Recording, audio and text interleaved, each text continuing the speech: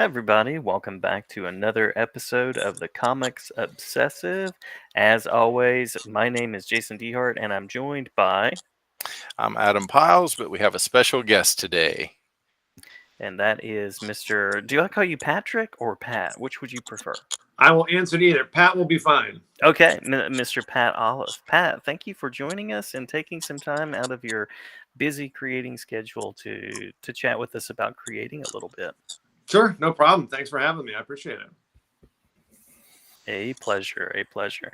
Well, I'll lead us off with a couple of questions, if that's all right. Sure. And I've been reading your recent work in Edgeworld. Oh, You yeah. also have Tormented that is now Right. out Right, into the right. world. So just to kind of kick us off, I'm curious about what getting to work in the world of Edgeworld has allowed you to do creatively. Well, I mean, it's certainly something different than the genres I've worked in previously. I mean, I've spent most of my career working as a primarily, a straightforward superhero artist, Marvel and DC. Obviously had a chance to do some other projects here and there, but this is a science fiction Western. I've never done anything like that before. When Chuck approached me with the idea, I immediately fell in love with it. I've always liked that idea. I like that science fiction Western mashup. It's got me a chance to play around with obviously those kind of environments, those kinds of characters. And the nice thing is on something like Edgeworld, because it's creator owned, because Chuck and I developed it, I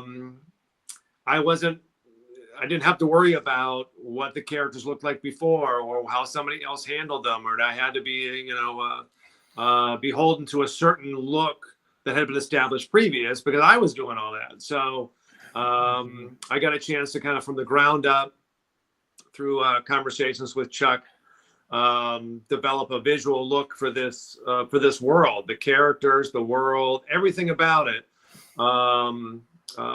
was all just from our head, visually my head, which is certainly a unique experience. I'd really never done that before. Maybe from the very, when I first started working on comics, when I got right out of art school, those projects were something I could develop on my own. But really, this was the first time that I had free reign to just kind of develop this world as I saw it. Love it, love it. Yeah.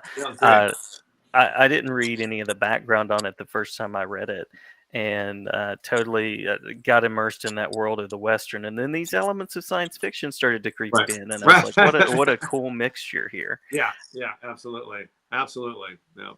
Yeah. Any particular inspirations, influences in bringing those visuals together that way? Well, I think that a couple of things. So one of the advantages of Edgeworld for Chuck and I, now Chuck and I worked together years ago on a book called The Call.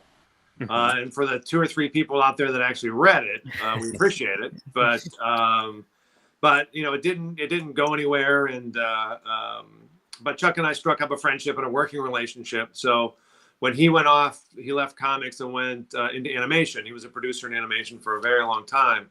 And I was obviously, had a comic book career. So we would keep in touch over the years. And every once in a while, we would kind of, hey, we should do something together.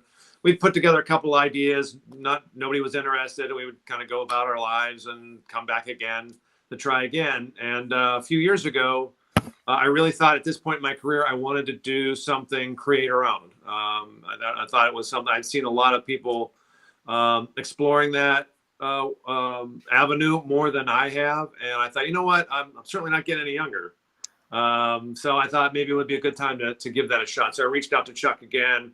He had some ideas, we tossed them back and forth, and he said, I had the science fiction Western idea, might be interested, and so he sent it over to me. I loved it, but the unique thing about developing the Edgeworld, both from his standpoint and my standpoint, was that we didn't have a home for it. Nobody was waiting for it. There wasn't a publisher or there wasn't anybody. It was just he and I had hit on this idea and said, wouldn't it be cool if?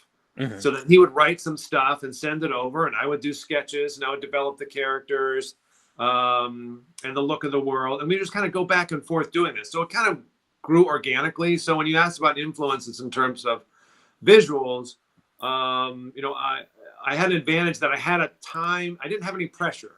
Mhm. I had time to just kind of mess around with it, pull from different areas, pull in from different westerns, everything from classic westerns to the Coen Brothers True Grit.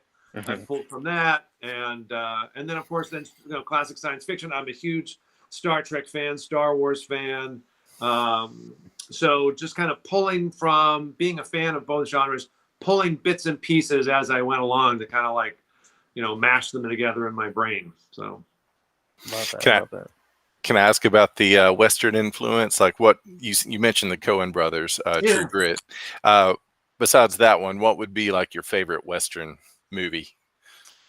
Well, I mean, I'm a big Clint Eastwood. I love the Clint Eastwood. Yeah.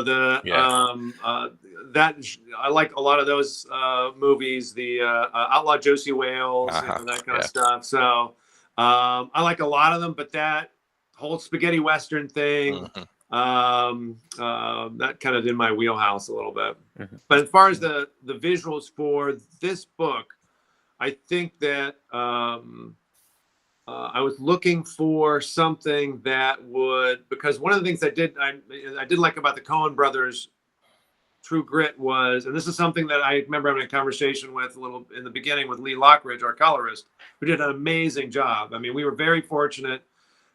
Lee did a great job. Jody did a great job with the letters. I mean, everybody just kind of like hitting on all cylinders with this. But there's kind of a starkness to the Coen Brothers True Grit. There's kind of almost a bleached out quality in certain parts. Mhm. And I remember talking to Lee about not wanting to be oversaturated in certain areas. So I think, those are some of the things I was pulling in from different places.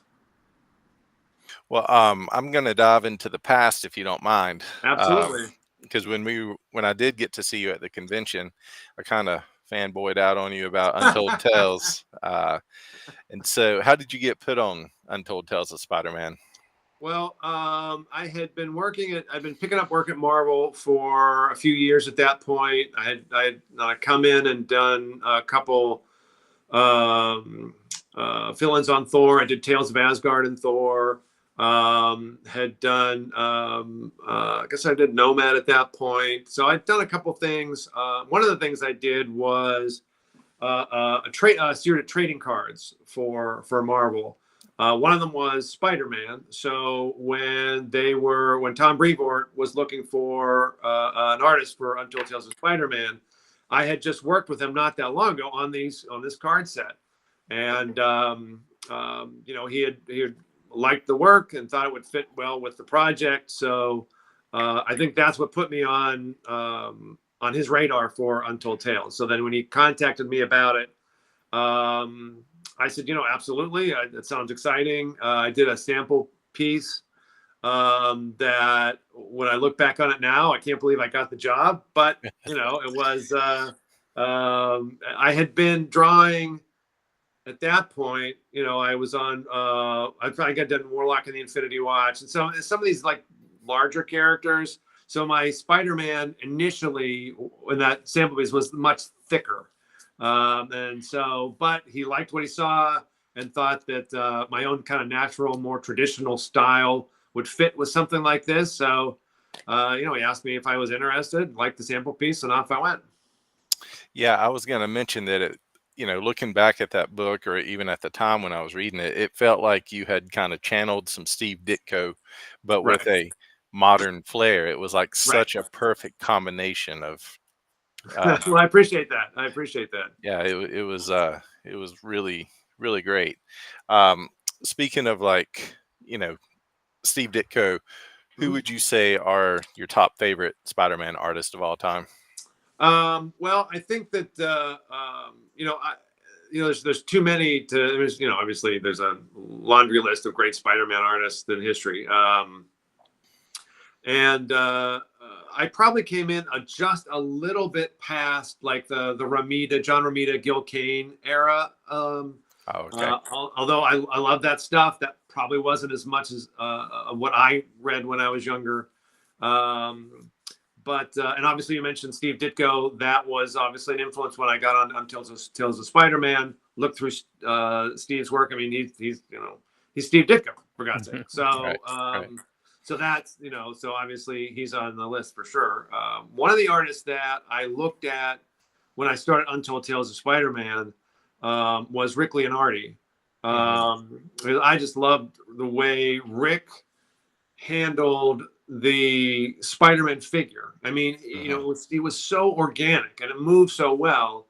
And when like I said, when I did that first sample piece, and I thought it was too blocky, and it didn't look like it was going to move well.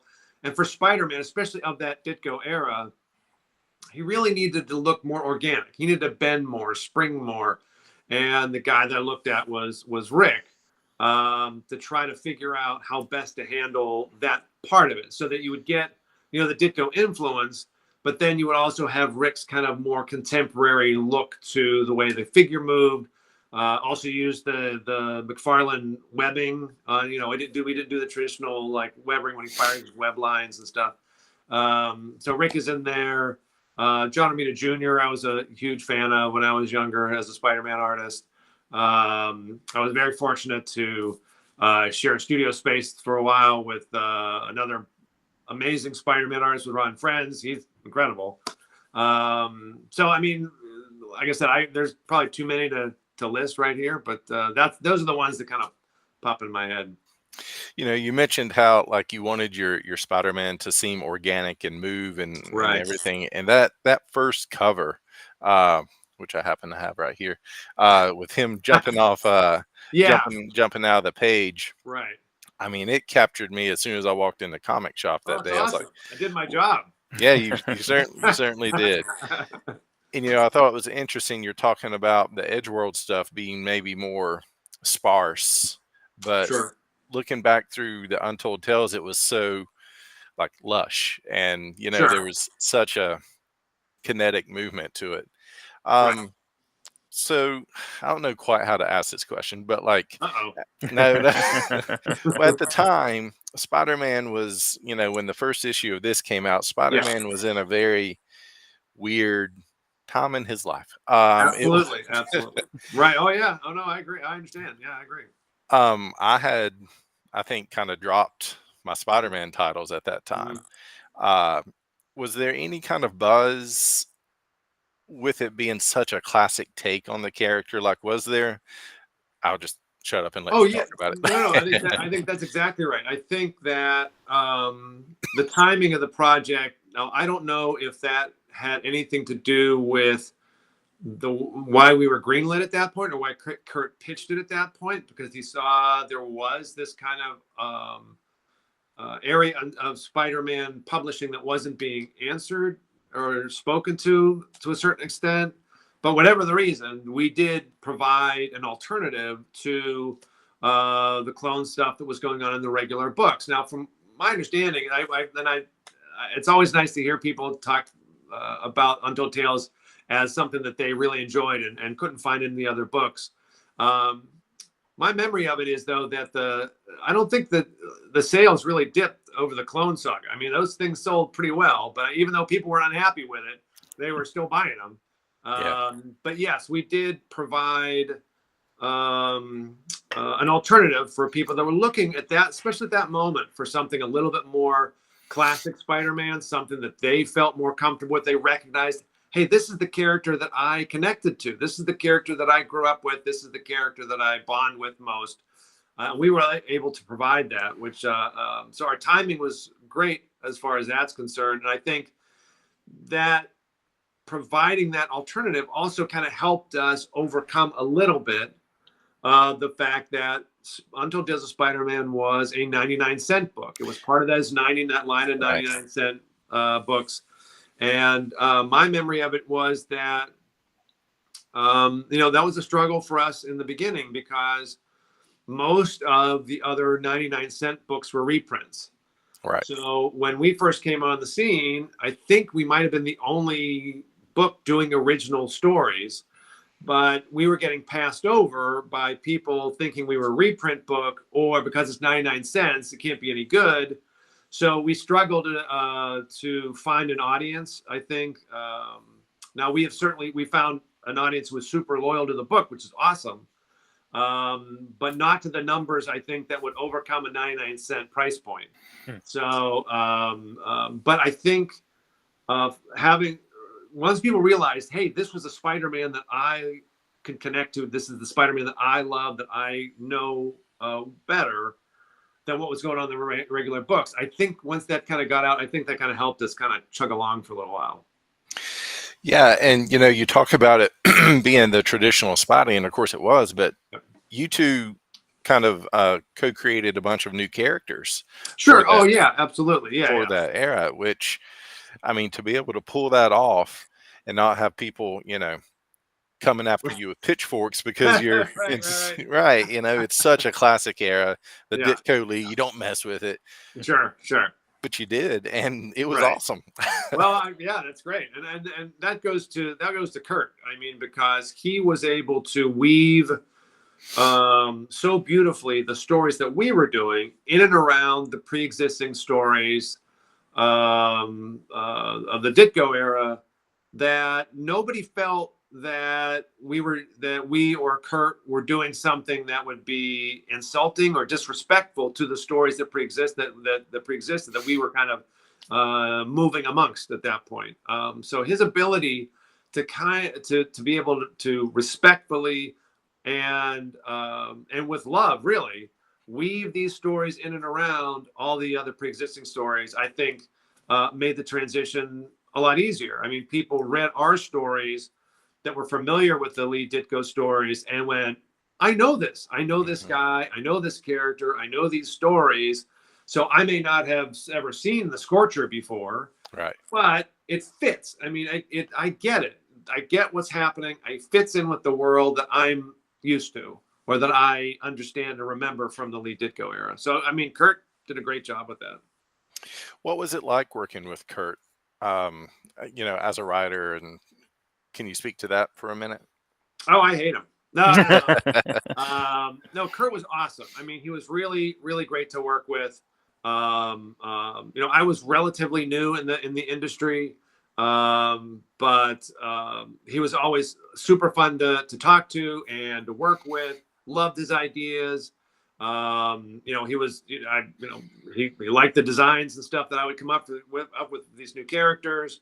No, he was absolutely great to work with. And I think part of it too was the idea that you could feel how much he loved that era and how much these stories meant to him. So, you would get the plots, the scripts, and you would read them almost like a fan.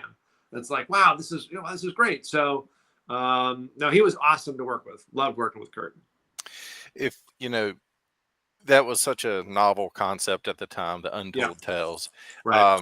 If you could have, your choice, your pick of anybody, who would you do Untold Tales for now? Oh, well, I think so. Two answers would be one would be Captain America. Okay. Now, I have had a chance to draw Captain America a little bit in the MC2 universe with DeFalco and that kind of thing, but I was never actually on the Cap book itself.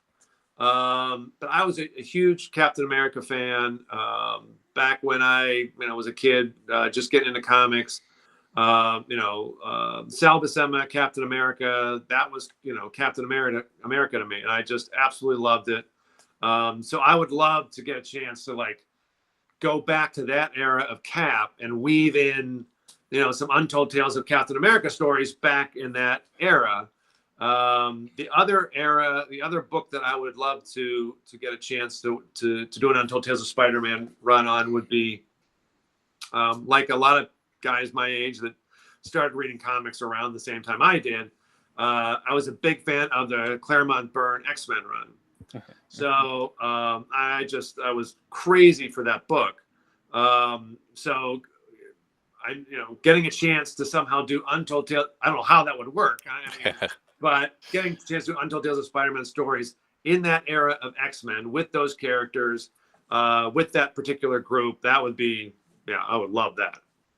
Well, side note, your your version of the X-Men. I know it wasn't the Byrne Claremont X-Men. It was the original five. That was wonderful. That was a great story, and your rendition of those characters were spot on. They were perfect. Thanks.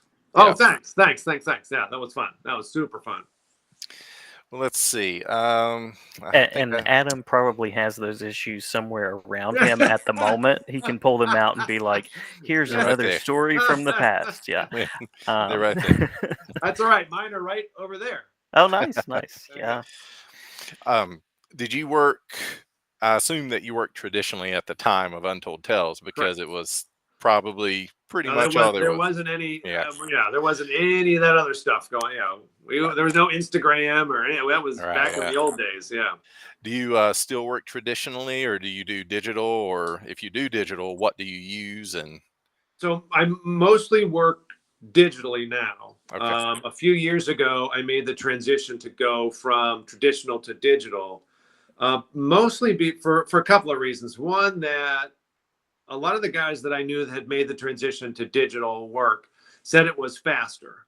They could turn around and work a little bit faster, which I was always interested in because I wanted to try to ink my own work more often. Right. But I just was never fast enough. Like when I first started in comics, I inked my own work on the Thor Core miniseries and some of the early issues of Warlock and the Infinity Watch. But two problems where I really didn't know what I was doing. But the other thing was I wasn't fast enough. I just could not turn around the page as fast. So when I heard that there were guys working digitally that could turn around to work a little faster, I said, you know what, maybe this is something I need to look into. And then I picked up a little work for a small press publisher.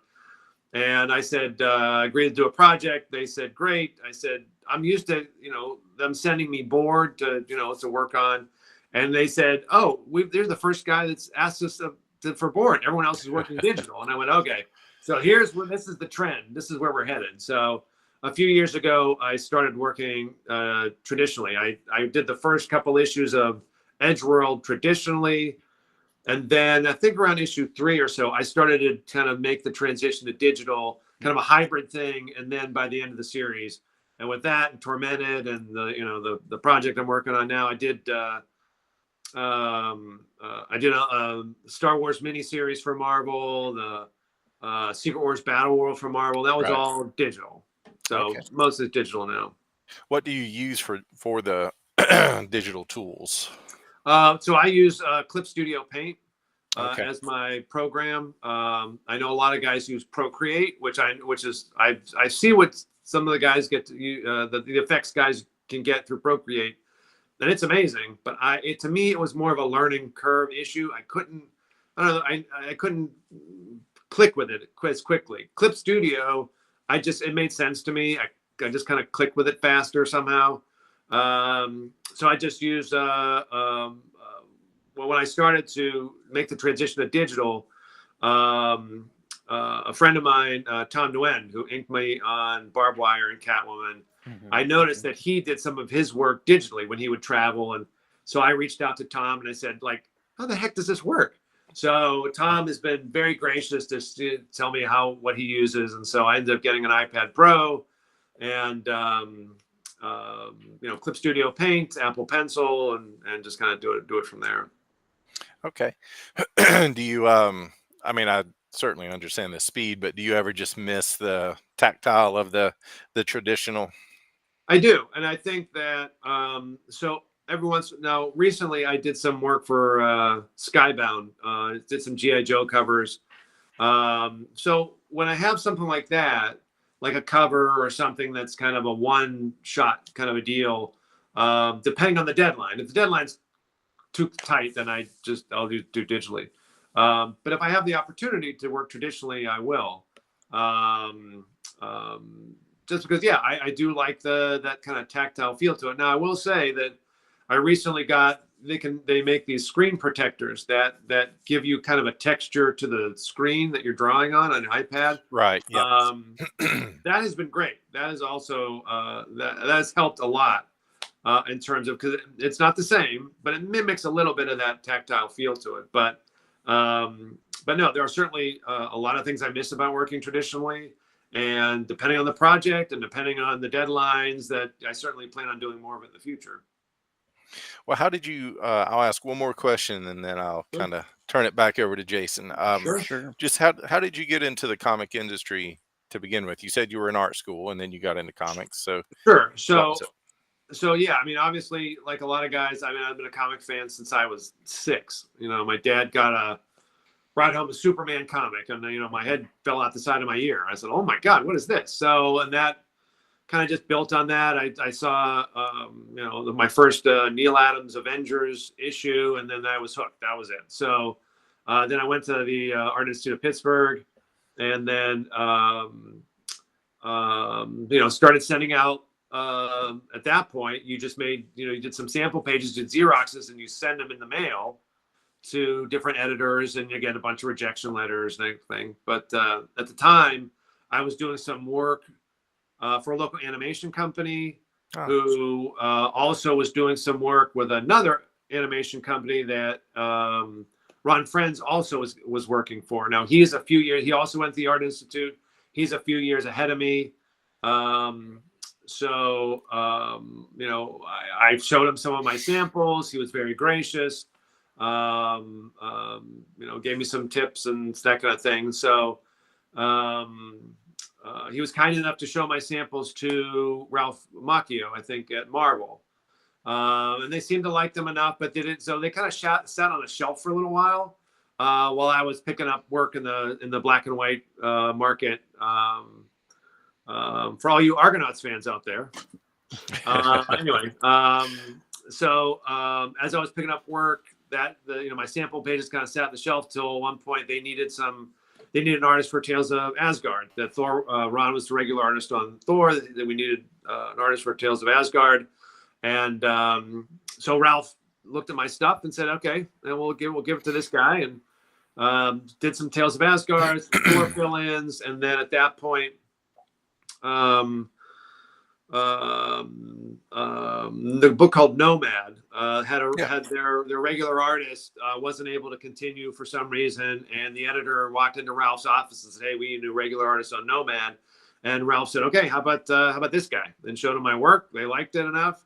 So Nomad was my first regular gig. And then kind of once you start, if you're not awful and you can meet your deadlines, you start picking up a little bit more work, and it builds from there. So really I got into Marvel just through, you know, working my butt off to try to make as best samples as I could make. And then, you know, Ron was kind enough to show them to the guys at Marvel, and they were kind enough to not hate him enough and give me a gig. So that's how it worked. So. I remember one of your fill-ins for Thor where the Eric Masterson Thor fought Gladiator. Yeah, that was that the Galactic Storm? It was. Yeah. Oh yeah. That was a fantastic issue. And that was one of my first. You know, while I was after art school, I did some work for Eternity Comics, and you know, I did a couple things. There was a Frankenstein adaptation, so wasn't really like superhero stuff. So getting to do Thor and that, especially those fill-ins, that was a lot of fun. And but I knew that I wasn't really. Even though I was a fan of comics and superhero comics, I hadn't done anything like that in a while. I had been doing these other kind of stories. So the earlier ones, I remember the editor, Ralph, was very kind. And, he kind of said to me, you need to, go back and look at those, like John Buscema and, Jack Kirby and comics to get you back up to the idea of big Marvel superhero action. So, so that was a little bit of a transition there. Okay. Jason, you want to take back over there? I think I've been hogging. You were fine. You were fine. Well, shout out to the Art Institute of Pittsburgh, by the way. I've talked to a lot of SCAD people and Hubert School, but I had a family member that went there in photography. So cool nice there. Yeah. Very good. Yeah. We got a few comics guys. Well, I mean, myself, Ron Friends, Paul Galassi. I mean, there's a bunch of guys that came through there. So. Very, very good company. Yeah. Very good company. Well, you were talking about the superhero stories that you've worked on, which I love. This brings us back around to a little bit of talk about Tormented and some of those stories as well. So curious about that creator-owned space, times that you've been able to do things creatively that maybe you wouldn't have been as easily able to do? Well, I think just, genre wise, number one, the sci-fi Western that's Edgeworld, the kind of supernatural horror book that is The Tormented. Um, there's not a lot of places for those books. I mean, you can Kickstarter them, you can find different publishers to try to put them out. We're lucky enough to hook up with Comixology. But unless it is written into the, like if I was drawing Spider-Man, now we could do a supernatural or monster story by introducing those kinds of characters, or a science fiction story. We send them out to fight Galactus or something. So, but in terms of a genre that is, the through line for the whole series or the entire book, those are harder to find. So having the creative freedom to come up with these ideas and work in these genres that you might not otherwise get to has been great. So, and The Tormented was, Edgeworld had done pretty well for Comixology. They asked Chuck and I if we had any other ideas. So The Tormented was an idea that I had a little while ago. I pitched it to Chuck, and then he kind of ran with it, and we kind of had have ourselves a little series here. So I've always liked the supernatural horror genre, and I spent a lot of time, watching those ghost investigation shows. They're always, they're always in a dark hallway, and there's a noise, and they freak out, and they run around, and so those kinds of stories were always fascinating to me, and so that's what I kind of pitched to Chuck, this idea of this kind of following this group of supernatural ghost investigator guys that there's actually some reality to it. So love that. So you get to come up with the concept, right. You and Chuck expand it, explore it, and then you get to revisit it and bring it to art.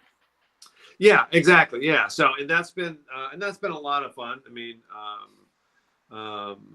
that's the great thing about working with Chuck. I mean, we've worked together long enough now where there's always an exchange of ideas. There's always, like, Edgeworld, the nugget of Edgeworld was his, so he brings it to me, and we develop it from there. So it becomes something different than what Chuck had originally planned. And the same thing with Tormented. I brought the idea to Chuck, and we bang some ideas around, and it kind of grows on its own. It becomes its own kind of concept beyond what I ever could have done myself. Yeah. So getting a chance to draw these characters, especially the main character, they've been sitting in my head for a long time. To finally get to see them out there has been great. I mean, I think the response has been pretty good for Comixology, and I know a lot of people also then kind of wait for the trade to come out. Dark Horse puts out the trade. At some point the trade will come out and people buy them then. So yeah, it's been gratifying for sure.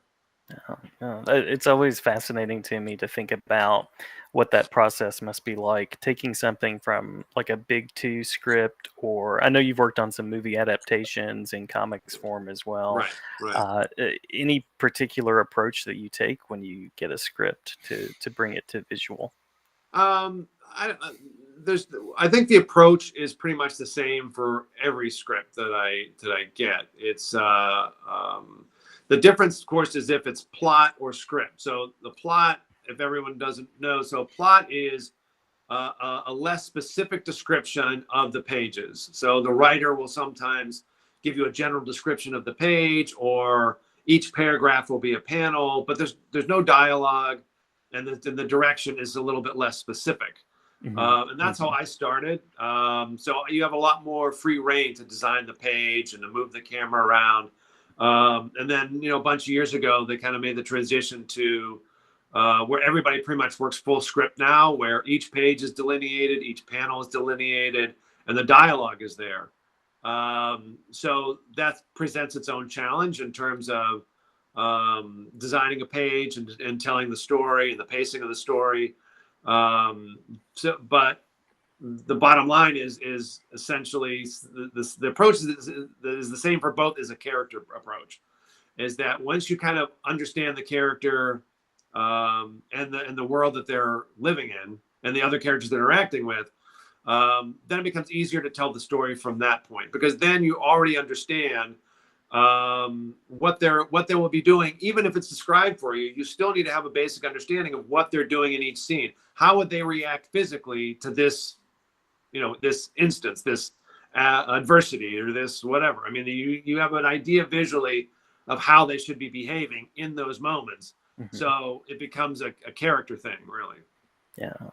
I think I'll fanboy for just a moment and then ask a final question, and that is just the way you and Tom DeFalco were able to capture that Secret Wars world this past year in that miniseries. Really enjoyed that, and was interested to hear about the digital art approach that you took there as well. We just had Tom DeFalco on, so that's fresh in my mind as well. Yeah.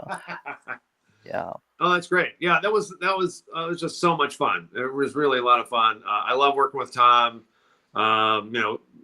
He's the writer I've probably worked with the most. I mean, considering the time that the fill-ins on Thor, all the way through all the years on Spider-Girl and the MC2 stuff and Last Planet Standing, all that kind of stuff. We've worked together a long time.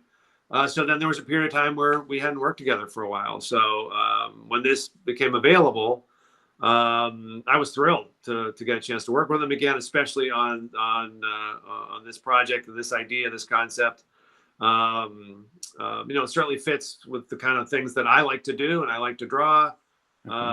So it was great. Now, as far as the digital aspect of that book, with that, I think it was another deadline concern of mine with all the characters, and then of course making sure we were referencing certain aspects of the original series, and I wasn't sure really how much Marvel or editorial would be looking for changes or whatever, and they were really great to work with.